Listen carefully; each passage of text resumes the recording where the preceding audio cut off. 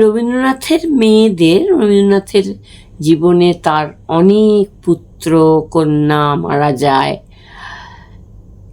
এবং খুব একটা সুখের হয়নি।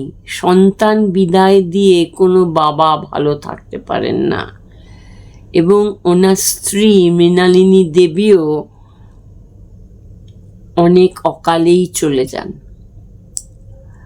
কিন্তু তবু রবীন্দ্রনাথ সৃষ্টি করলেন অসাধারণ অসাধারণ গান, অসাধারণ অসাধারণ পদ্য, অসাধারণ অসাধারণ কবিতা, অসাধারণ অসাধারণ প্রবন্ধ, নাটক, ব্যঙ্গকথা, গল্পকথা, অনেক কিছু। নমস্কার, সময়ের আপডেটসের হাত ধরে বানান ঠাকুমা আবার চলে এসছে তোমাদের কাছে।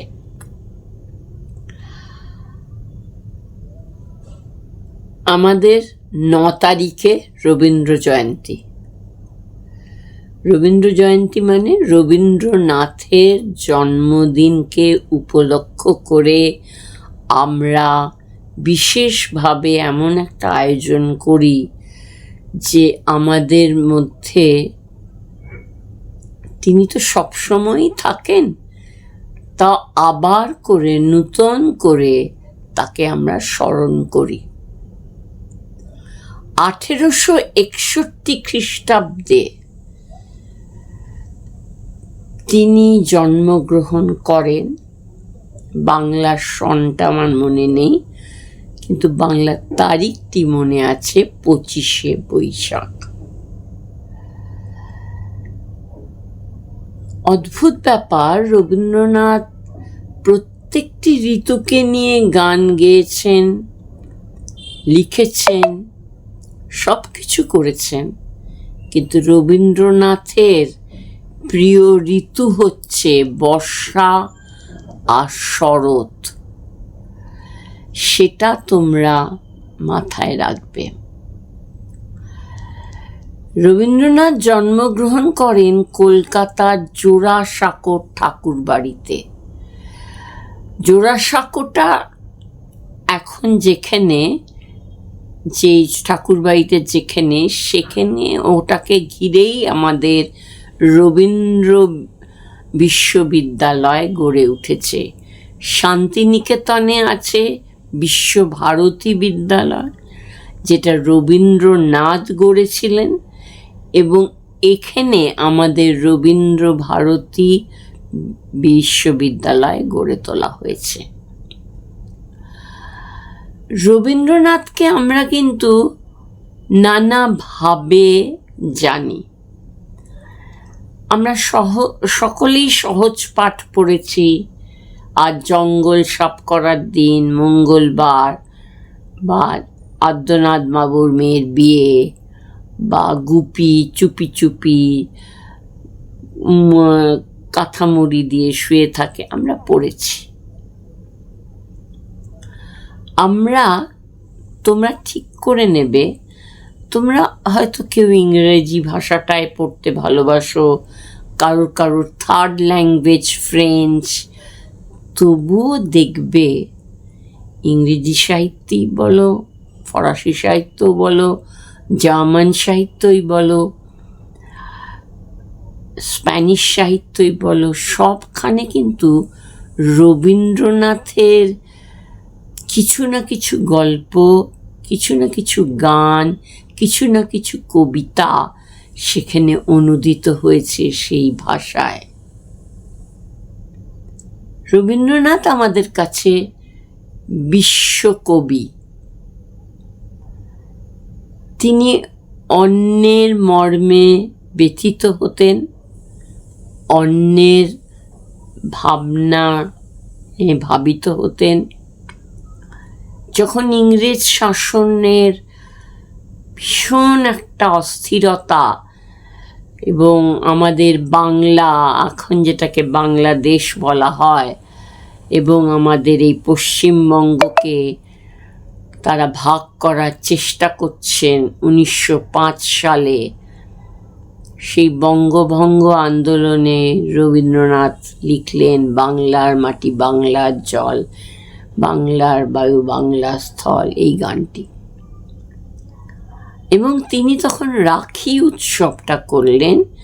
রাখি এমনিতে আমাদের নর্থ ইস্টার্ন দেশে বা উত্তর ভারত বা মধ্য ভারতে যে ভাইকে রক্ষা করার জন্যে বোনরা ওই রাখি বন্ধন করে দেয়।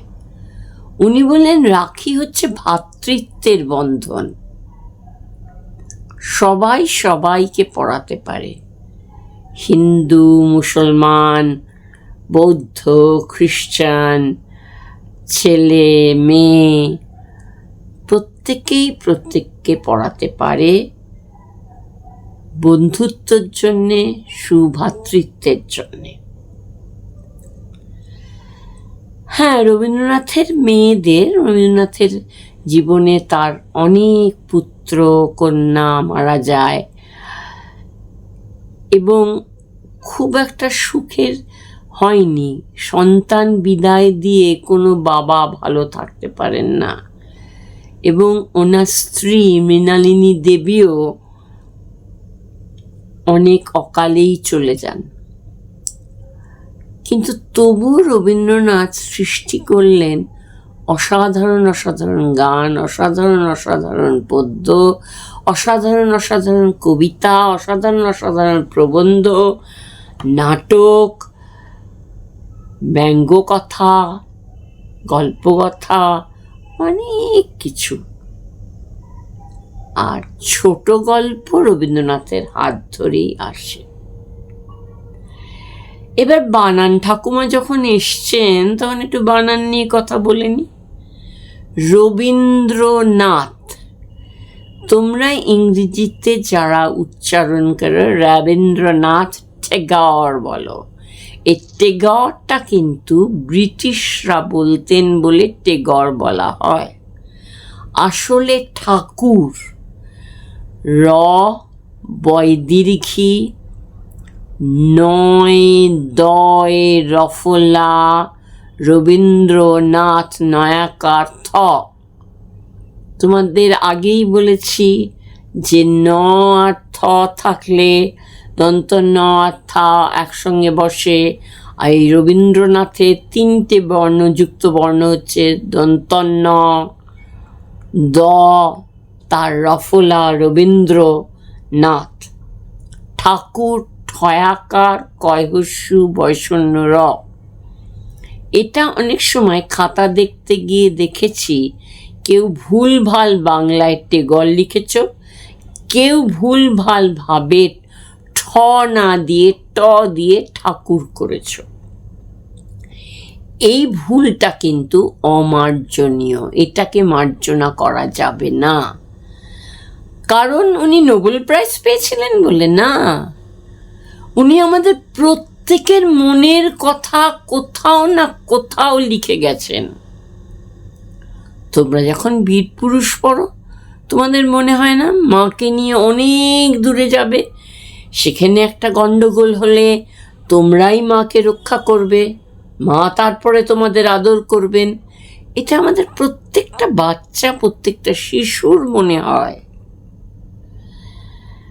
সুতরাং আমরা যদি ভাবি রবীন্দ্রনাথ শুধু বড়দের জন্য লিখেছেন তা নয়, তোমরা যারা এখনো পড়নি পড়ো, বাড়িতে বলবে সহজ পাঠটা কিনে দিতে, তোমাদের স্কুলে না পড়ালেও। কুমোরপাড়ার গরুর গাড়ি বোঝাই করা কলসি হাড়ি, গাড়ি চালায় বংশী বদন, সঙ্গে যে যায় ভাগ্নে মদন। এখান থেকে যুক্তাক্ষর সব আসছে কিন্তু। বক্সিগঞ্জে পদ্মা পারে জিন, এরম ভাবে চলছে। তোমাদের এগুলি শিখতে হবে। আমি অনেক আগেও বলেছি, আমি যখন এই বানান ঠাকুমার এই প্ল্যাটফর্মে আসি যে বাচ্চাদের ভীষণ কবিতা শুনতে হবে, গান শুনতে হবে, তারপরে তারা পড়বে, তারপরে তারা জানবে, তারপরে তারা নাটক দেখবে, তারপরে তারা নিজেরা নাটক করবে, ইত্যাদি ইত্যাদি। তোমার রবীন্দ্রনাথই তো বললেন চণ্ডালিকাতে তুমি চণ্ডালিকাকে বৌদ্ধ যে এসে জল চাইলেন, যখন চণ্ডালিকা বলল আমি দেব না, তখন তুমি বললো জল তোমাকে দিতে হবে। সে বলল আমি চণ্ডালিনীর মেয়ে। তুমি বললো কিছু এসে যায় না, যে মানব তুমি যে মানুষ আমিও সেই মানুষ। এই যে কথাটা আমাদের সব সময় মনে রাখতে হবে। আবার একটু বানানে ফিরে যাই। আমি বললাম মনে রাখতে হবে, ঠিক বলিনি কিন্তু আমি, আমাদের মনে রাখতে হবে। কিন্তু আমরা মন কথাটা এরম করে বলি না, বলি মন। মনটা মোটামুটি ভাবে ওজন হিসেবে অমুক চালের মন ইত্যাদি ইত্যাদি, এই বস্তায় এটা আছে, এটা এত মন, এরকম করে বলা হয়। সেটা মূর্ধন্য ন।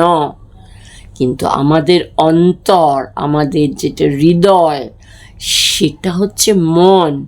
কিন্তু আমরা একটা অদ্ভুত বাঙালি বা বাংলা ভাষায় কথা বলি, আমরা মন না বলে মন বলি।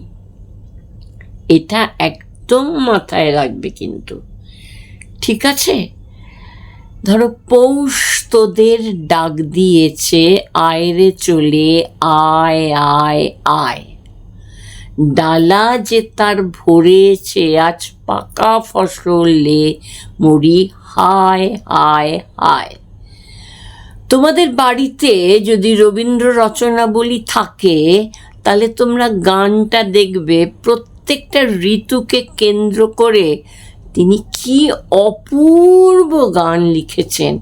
এই গানগুলি কিন্তু তোমাদের ঋতু বৈচিত্র্য রচনা লিখতে সাহায্য করে দেবে। হ্যাঁ, রবীন্দ্রনাথ বেঁচে ছিলেন 81 বছর পর্যন্ত, কিন্তু উনি দেশকে স্বাধীন করার জন্যে তিনি অনেক ভেবেছেন, অনেক লিখেছেন, কিন্তু উনি স্বাধীনতাটা দেখে যেতে পারেননি। 1941 তিনি 22 শ্রাবণ আমাদের ছেড়ে চলে যান। আর আমরা ভারতবর্ষ স্বাধীন হই 1947। আমার বলা আমি এখানেই শেষ করলাম। আমি বেশি বানান শেখালাম না। তোমরা সবাই ভালো থেকো, সুন্দর থেকো। আর মনে মনে বলো, বিপদে মোরে রক্ষা করো, এ নহে মোর প্রার্থনা, বিপদে আমি না যেন করি ভয়। এটা আমার লেখা নয়, রবীন্দ্রনাথেরই প্রার্থনা। তাই তোমরা মন প্রাণ দিয়ে এটাকে প্রার্থনা করবে, বিপদে মোরে রক্ষা করো, এ নহে মোর প্রার্থনা। এটা আমার প্রার্থনা নয়, বিপদে আমি না যেন করি ভয়। এই নির্ভীকভাবে বিপদকে জানি সামলাতে পারি। ভালো থেকো। সময় আপডেটসকে ধন্যবাদ জানিয়ে আমি শেষ করলাম।